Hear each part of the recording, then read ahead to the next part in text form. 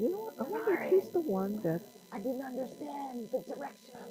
What I'll do is after he introduces you guys and you guys start, I'll start it and then she's like,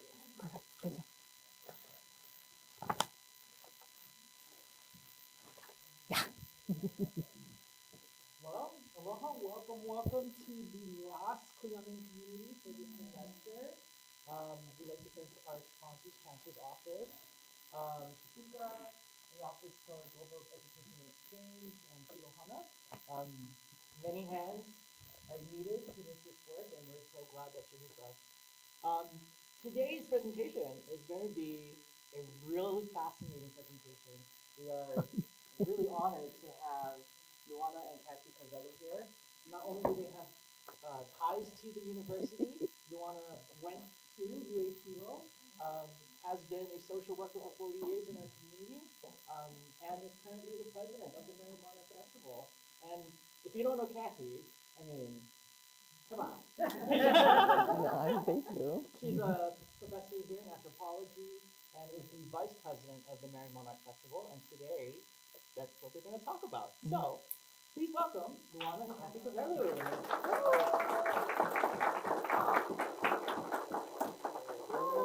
No, you gotta do a hug, huh? Thank you. Okay. Okay. Can we just go for it? Let's go.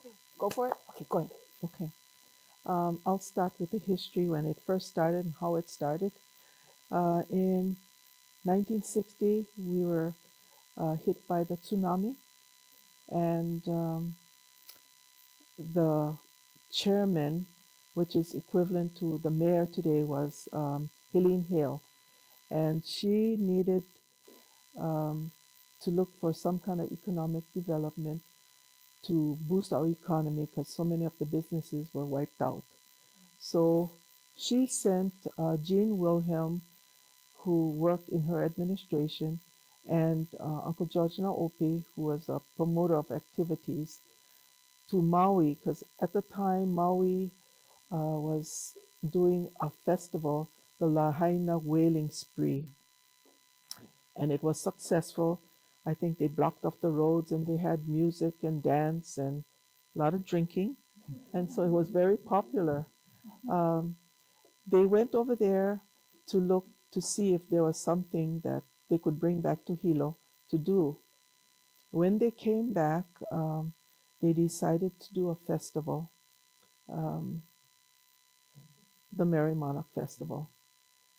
Now, when they first started it, the county was involved because of Helene Hill and Big Island Visitors Bureau, the Chamber of Commerce, the Japanese Chamber of Commerce, as well as the Hawaii Chamber of Commerce, and the Downtown Improvement Association. Somehow the university here at Hilo was involved too, because I remember Floyd Swan being part of the committee, and there was another professor, Sorensen, I can't remember. But anyway, the two of them were on the board at the time.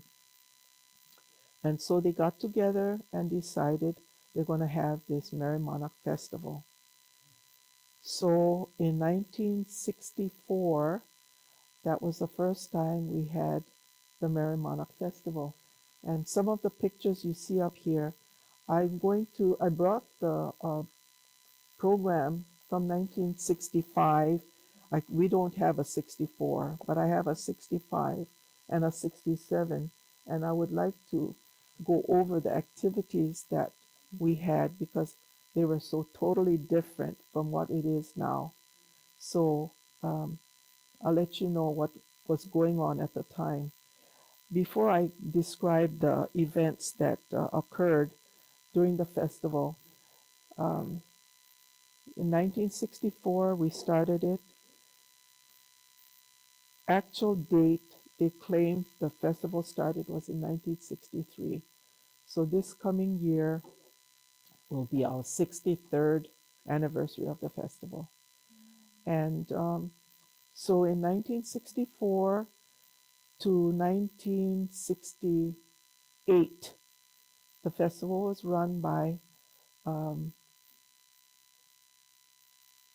Helene Hale's administration ended with her, the election was through. She didn't get in. So that was her term was POW. And so the Chamber of Commerce's and Big Island Visitors Bureau kept on. And the Chamber of Commerce was in charge of selecting a leader, a person to take charge of the festival. In 1968, nobody wanted to be the chairman. So they were going to suspend it, not only because they couldn't find a chairperson to volunteer, but there wasn't much support of the festival at the time. So my mother stepped up and volunteered. And till she died, I would ask her, "What in the world were you thinking?" Because now I'm stuck doing it. I'm going to push it on her next.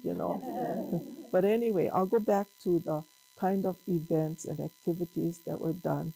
Because when I went to look, I knew about the beard contest and such, but there are things in here, I think even for Pele, you're going to be surprised. Those in Hula Mileka, Pele, I was shocked at the activities that we did have. We started the festival on a Wednesday. It started with the parade on a Wednesday. I don't know how the heck we did it, but that's what happened. And the parade started at 4:15 in the afternoon. Richard Smart was our first Grand Marshal of the parade. Um, then we had the coronation pageant. Uncle George Naope loved pageantry. He, if most of you here know the Civic Auditorium, under the Hilo side basket of the Civic Auditorium, that whole bleachers was filled. That was a court. It filled that place. There were so many people in the court. But anyway, he had the pageantry done at 7:30, 8:15. There was a presentation of hula done by the Tira Beamer Solomon Hula Studio. Then we had a coronation ball, what I think nowadays is referred to as a holoku ball, but it was called a coronation ball that started at 9:30 in the evening. Yeah, crazy, no? Then on Thursday, we had the Marine Drum and Bugle team start at 6:30 p.m. Then the first of the barbershop, we had barbershop quartet contest. And so that was the first quarterfinals of the barbershop quartet contest. Then we had ukulele contest, and then the beard kalakaua lookalike contest with the beard. That was at 9:30 that night. Then this is crazy. Then we go to Saturday, and we had Friday. We start with the Marine Drum and Bugle Corps again. Then the second half of the semifinals for the Barbershop Quartet. Phoebe Makayo's Tahi Samoan troupe performed. And then we have ukulele semifinals. Edith Kanakaole's Maori troupe performed. The semifinals of the beard contest. And then Noreen Clay. Now, I don't even know, I never heard of her, but she had a Tahitian group that performed that on Friday night starting at 9:30 p.m. Then Saturday, we had a 90-mile bike race from Kohala at the statue in Kohala, Kapa'au, to Hilo. Yeah, and it was sponsored by Pete Beamer. Pete Beamer wanted to have that race. I think that was the only time we had that 90-mile bike race. started at 7 o'clock in the morning, ended up in Hilo. Then we had the lurleen, the ships used to come in, and so the court used to go down and appear to welcome them. Then we had a fish relay around Liliuokalani Park down to Mo'ohel Park with a live mullet as the baton. The king and queen were waiting at Mo'ohel Park. I'm sure they had a nice cooler that they can put the fish in to take home. I don't think the fish lasted, that long. But in looking back to see who entered it was mostly Boy Scout troops. They were, and the Hakalau troop won, that I found out. Then we had the finals at 10 o'clock, the finals to the beard contest in the morning. And then I don't know what in the world this costume contest was. A costume contest for women, and then a costume contest for men, and then the Hawaii County Band, then the Bob Shop Quartet finals. Hawaii Calls came up from Oahu. The Marine Drum and Bugle team came. Then the Makahiki, we had Makahiki games at Mo'ohel Park, the ukulele finals, the departure of the lurleen where the court saw them off. Then they had a Merrie Monarch surf party for teenagers at the Hilo Armory that started at 8 o'clock at night. And then the Merrie Monarch ball was held that night at 3 different hotels: Hilo Hotel, Naniloa Hotel, and Club Hukilau. So I don't know how many people attended all 3 different places, to go to those balls. Apparently it was popular because we continued it, the balls, yeah. And in fact, I think in one of the um, advertisements I saw where the Club Hukilau here, it's the Merrie Monarch Ball, Saturday, starts at 9 o'clock and ends at 2 o'clock in the morning. This is the kind of stuff Merrie Monarch first started out to do when we first started. And then Uncle George, when my mother took over, my mother asked Uncle George to help her because she wanted to reorganize and focus more on culture. And so he introduced my mother to the hula masters of the day. She went to Oahu and she met with the hula masters, and they told her to do a contest. In the old days, Pele, maybe you can acknowledge this, but the Kumu hula weren't too happy about contests. They didn't like competition. And so, but the hula masters told her, you go ahead, daughter, you do it, yeah? Do something like that. What she wanted to bring, and I wanted to bring this to read to you because this was what she wanted to bring back under her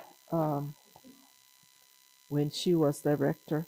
She wanted, in 1970, the Merrie Monarch Festival set new goals and objectives to replicate the idea of King David Kalakaua, the Merrie Monarch, to gather the best hula dancers from all the islands, to revive the arts and crafts, create a performance that was a celebration, a feat, and a statement about Hawaii and its people.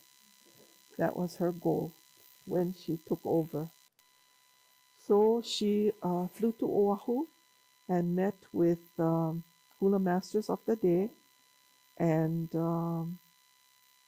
they set the rules. Auntie Iolani Luahine was one of them. Auntie Puanani Alama, Lokalia Montgomery. Those were the 3 that really talked to her at first. And then Louise and Luka Kaleki,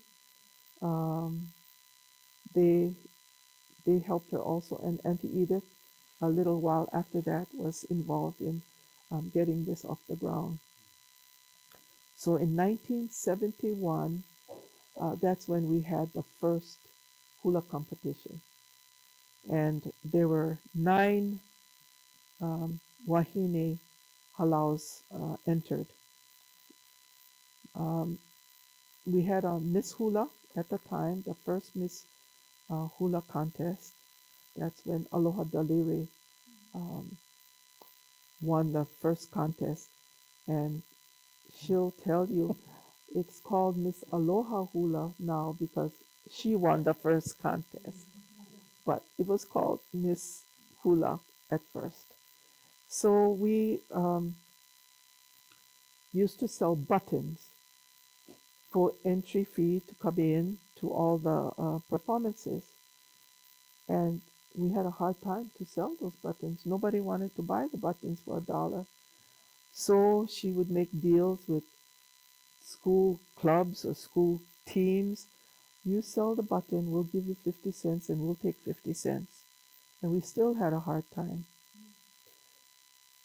She told me that she and Uncle George would end up going to bars at night because the drunk people would buy the buttons, they're feeling no pain and they just dig and buy the buttons. So that's how they sold um, the buttons. And then in 1976, we had our first, we invited the first Kani group. So next year will be the 50th anniversary of the first Kani group entering. And the scoop is next year we're going to honor by doing the Ho'ike with having all Kani groups doing the show for next year's Ho'ike. But anyway, after that first Kani group entered, that's when we started to get popular with the people, and they wanted to come see the Kani dancers. So it started to get better, and we are where we are now. We have a wait list of halaus that want to come and enter and share um, their genealogy, where they come from, and who their hula teachers were, and share it with people around the world. Um, I often ask my mother why she went and got the TV, because we didn't have TV until 1981. And she told me that she was thinking of the kupuna who couldn't come up here, like those in Luna Lilo home. She wanted the hula to be shared with them. So when the TV station first approached her, that was the reason why she said she went with TV. Now, through our analytics with the TV station right now, we're seen in about 181 countries around the world. Yeah, we really have a big following. People love hula. We have so many halaus in Japan. We have over 100 halau in Mexico. We have people in Germany and Taiwan and Korea now. I mean, we have halaus all over the world. So we try to adhere to the rules that those hula masters gave us a long time ago in the early 70s, 1969, 1970. We still have those rules now. And a lot of times the young kumu want to change the rules, but that's not going to happen on my watch. Because one time I was in charge before I took over the festival. I used to be in charge of all the rehearsals, and at we maybe you can share, Kat, the ho'ike who comes from around the world to, well, mostly in the Pacific Rim, Mhm. who shares their dances with us in the Ho'ike. And then I can tell them the story about Uncle George, what he told me. Yeah. So some of the pictures that you saw of the different cultures on Wednesday night, because it is so hard to get a ticket to come in. So on Wednesday night we have a free show, and that's when we started off with the Kanaka Oles, right? Because they are one of our bastion halau here in Hilo, and so they kind of start things going for us. But then what we try to do is invite other cultures, other groups from around the Pacific. We really do try to stick to the Pacific. And so we've had, you see some of the groups in there, there's Filipino groups. We had a really awesome group come from Fiji one year. There's a really cool picture in there that you'll see of Taiwanese doing Taiwanese folk dancing. You see them all elevated off of the floor. So we actually, even UH Hilo has kind of supported us because the Samoan Club has performed several times. We haven't had them back in a little bit, but they used to always be coming and supporting us.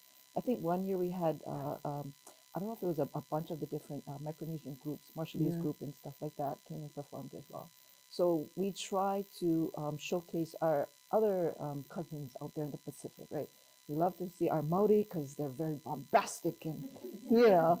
So, and we were fortunate enough this year for the new Maori Queen to come and visit us during the Ho'ike, and that I didn't get to see. Maybe you got to see, but it seemed like it was a big production when she went and processed across the stage. But we've been really fortunate to be graced by all these different cultures wanting to come and share with us as well. We've even had Inuit group from Alaska that has come to share with us as well.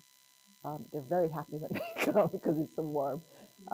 But yeah, so a lot of folks from around Tahitians, Maori, uh, lots of Japanese, Koreans actually came once. So from around the Pacific, we've been really graced by that. And even one group came from Rapa Nui. Yeah. So that was really cool as well. Oh, we got a picture. There's the beard. Look, that's in 2013, people. Yeah, that was our 50th anniversary. And so we had a beard look, so we brought back some of those things, and that was one of them. It was a beard look-alike contest, but that's our Ho'ike. And so tell them what Uncle George said. Well, we had a group from Guam come, the Chamura. They were practicing on stage, and Uncle George was sitting next to me watching the rehearsals. And he told me, you take a good look at what you see on that stage now. This is why I drill into you, Luana. Don't change the rule as far as the traditional dances in Kahiko. You stick by tradition. And at first I didn't catch on. What the heck? He always told me, you make sure they stick to those rules with Kahiko. And he said, you look good, because that's not true Chamura dances. They look more like Filipinos because they integrated some of the dances. And he did not want the Hawaii Kahiko to become like that. So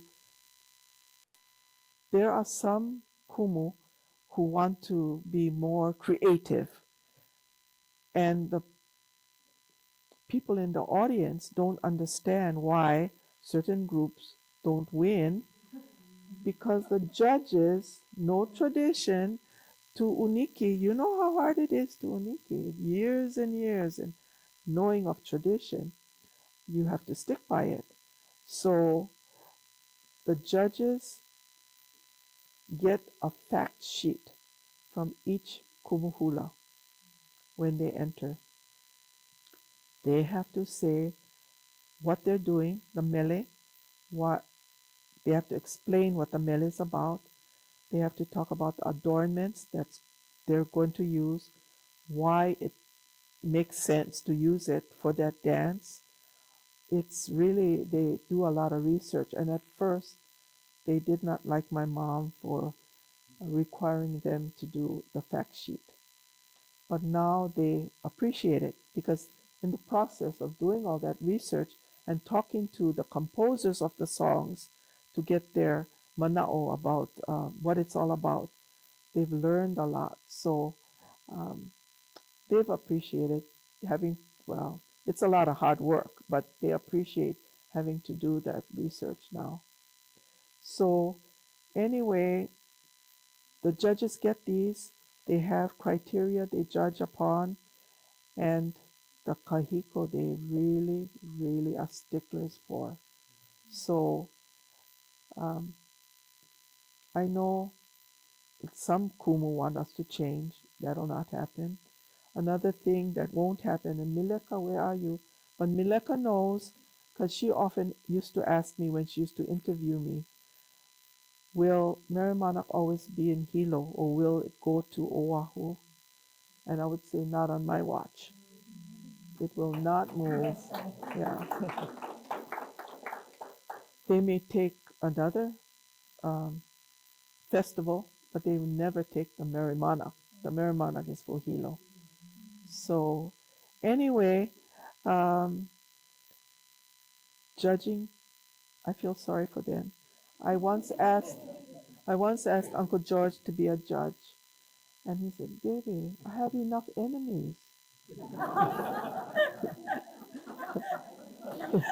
He did not. He said, "Okay, I'll be." But it's really a tough job to judge, especially nowadays.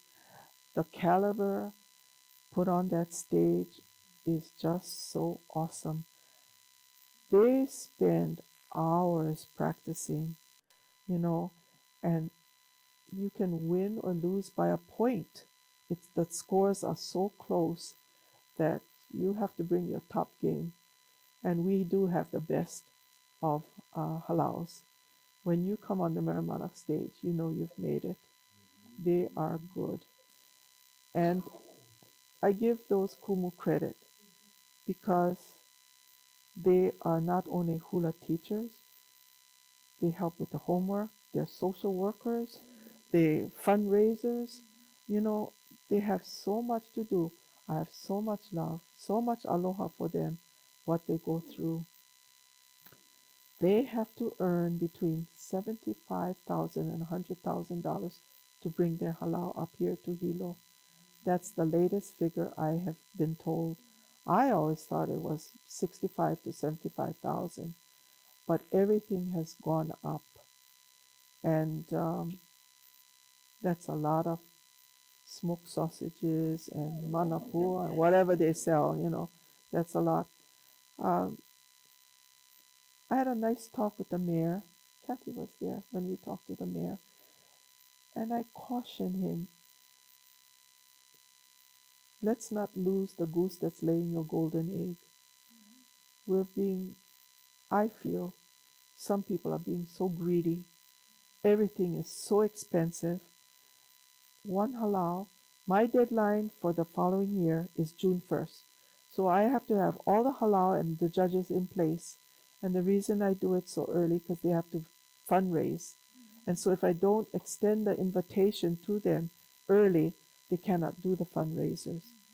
So after the festival, I get all the scores and I drop the bottom four lowest scores to give because I have a wait list of halals that want to enter.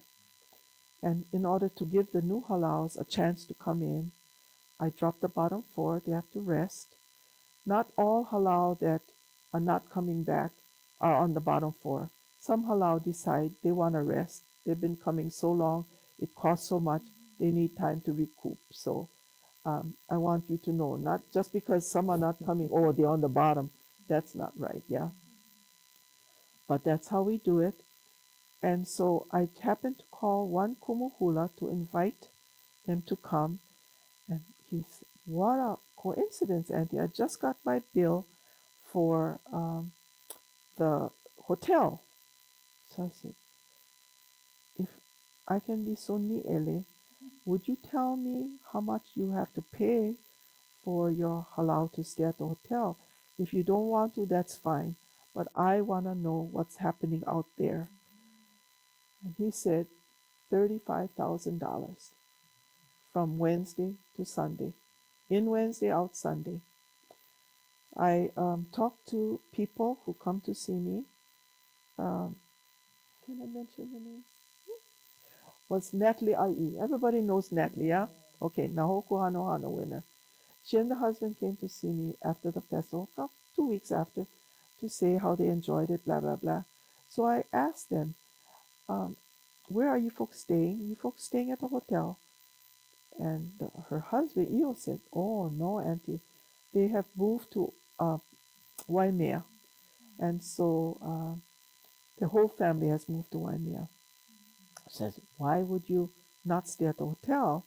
And he said, when he made or he wanted to make reservations, you have to have a minimum of 4 days stay, and it was a little over $6,000. So it was cheaper for them to drive back to Waimea.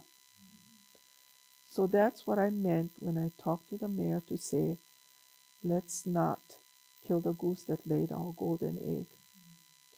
People often tell me, business people like Mike, I mean, he's been a good friend of ours, and he'll come talk story, maybe you should do this, blah, blah, blah. But I have people who have told me, why don't you raise the price of tickets? Because the most expensive ticket that Monarch sells, we have different price ranges for different sections. The most expensive is $55 for one person to come 3 nights. Now, my granddaughter tells me, raise the darn thing. You go to Bruno Mars, man, you gotta pay through your nose, and that's only for 1 hour. And you get the best of hula for 6 hours, which is true. But because I complain that people are getting greedy, I feel I don't want to be hypocritical and raise my price of tickets. I want to make sure that the parents, grandparents, families of the dancers can come and enjoy without having to. They're already paying an arm and a leg to come over. Hotel, car, cow, plane fare. So I think you folks are getting a good deal with the tickets, the price of tickets. And we get requests from all over the world. A lot of it from Japan, Aotearoa, Switzerland. One year we had about 12 from Switzerland, Germany, Canada. There's a big contingent that comes from Canada, and almost every state in the United States. They want to come. We turn away so many requests because the capacity of the stadium is so small. But I would rather have it that way, um, more in demand, yeah. Then, so we know we're going to sell out. But of the 5,000 seats that we have in there, we sell 2,100 tickets to the public.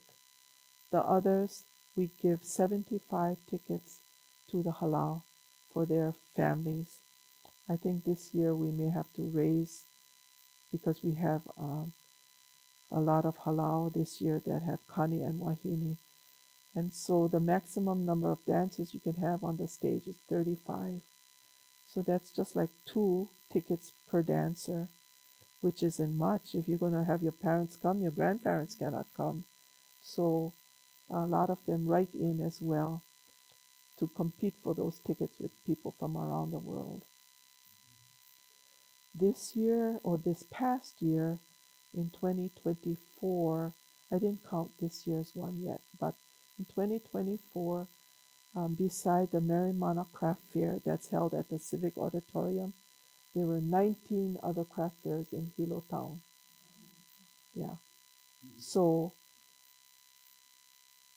there's a lot of people that can enjoy and make money on top. We have some kupuna that do crafts. So some of them say, this helps us, that carries us through. They make enough money to have a little extra.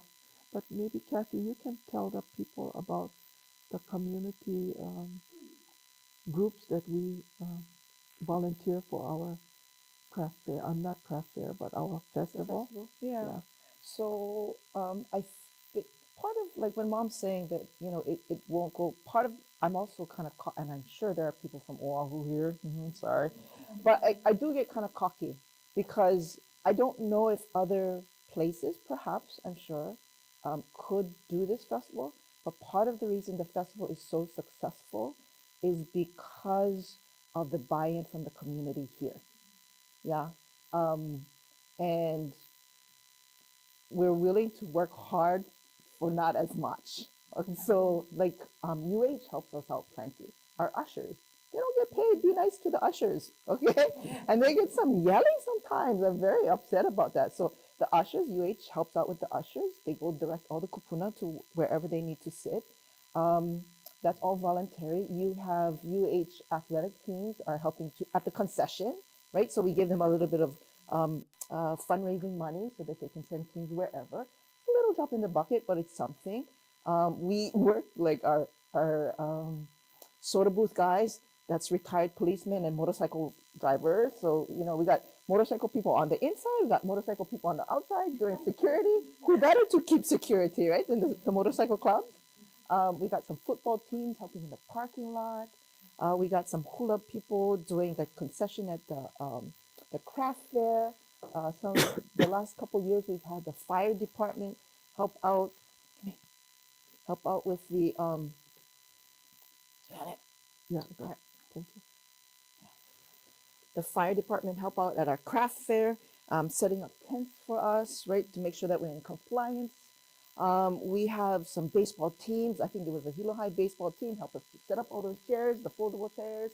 So we got all of these different groups.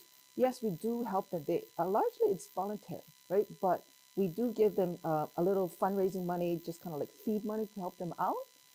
But definitely not as much money as it would cost if we hired that.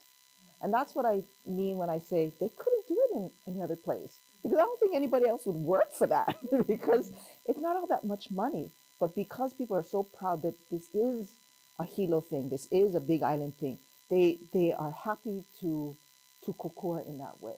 And so really I think part of our longevity relates to um, us relying on the community and the community being able to rely on us, that we're going to be here, that we're invested in this place. Yeah. And so, and that is generations. You know the entity. It's a known entity. So the festival it's the 63rd year, started in 63. The family, like she said, started, Nana started in 68, and she started because she worked for the county. She was the director Culture and of arts. culture and arts, right? And so that's how she kind of got her start. But so you think about this, our family has been doing this for over 55 years. That's older than me. A lot older than me. Liar. I know that. So yeah, I mean, really it is a cockle thing. That's the only way it works. Um, we part of the reason mom keeps the prices so low is because we want to mahalo people. It is affordable for you. You give to us, we give to you, right? So we do see it as a very a relationship, a reciprocal thing, and that's how it works. I don't know if it would work that way in other places, but that's how it works here, and that's how we like it to work. What about the people who collect the tickets? What The Kiwanis, Kiwani? yeah, And then we have Haleo Na'ali'i yeah, serving in there. food. We We have have the volleyball clubs, volleyball clubs, KL selling you the baseball team, T-shirts. Hilo High baseball team.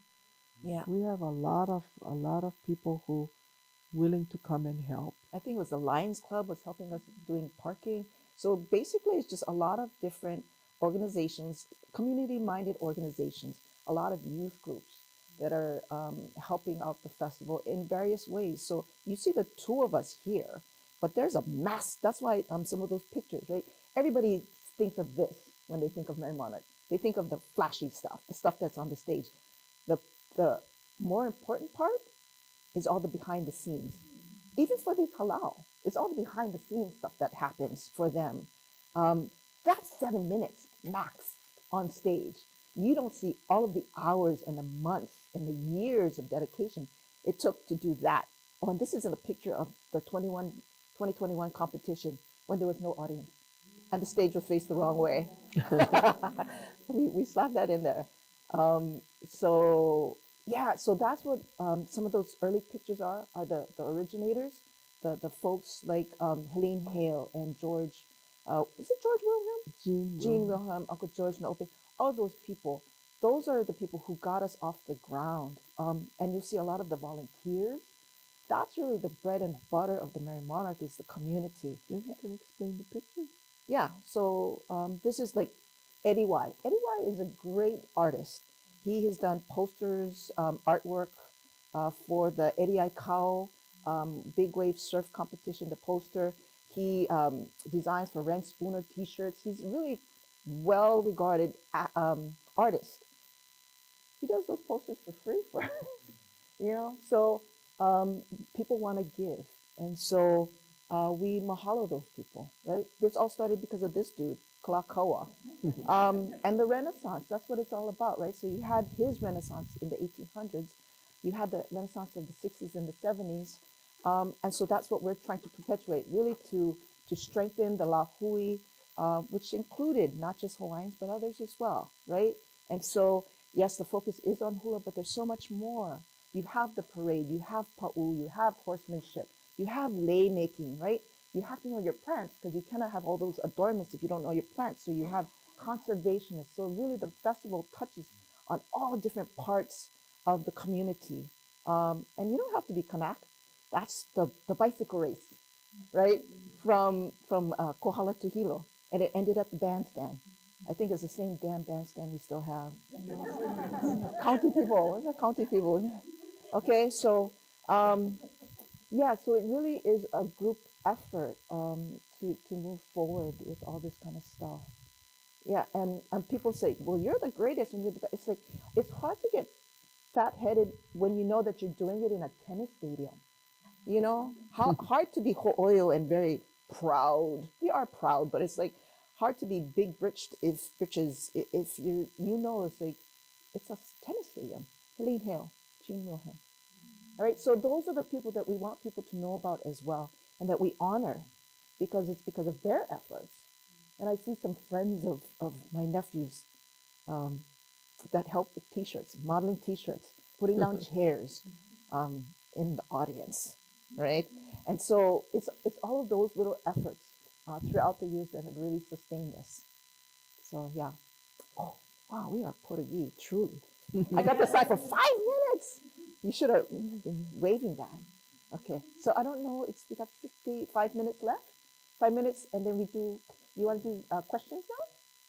All right. You had anything else you wanted to say? I forget. Doesn't matter. Questions? You want to do questions?